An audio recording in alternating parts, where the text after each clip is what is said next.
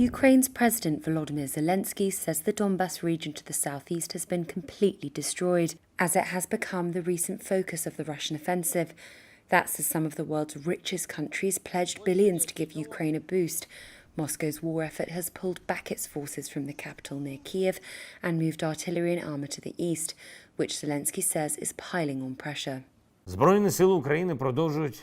armed forces of Ukraine continue advancing to liberate the Kharkiv region. But in Donbas, the occupiers are trying to exert even more pressure. It is hell there, and it is not an exaggeration.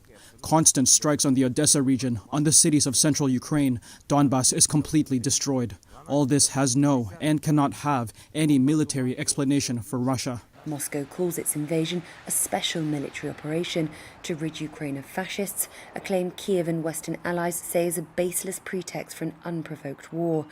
Meanwhile, the US Senate also recently approved $40 billion in aid to Ukraine, by far the largest US aid package since Russia invaded. And the group of 7 wealthy nations have pledged to bolster Kiev with $18.4 billion.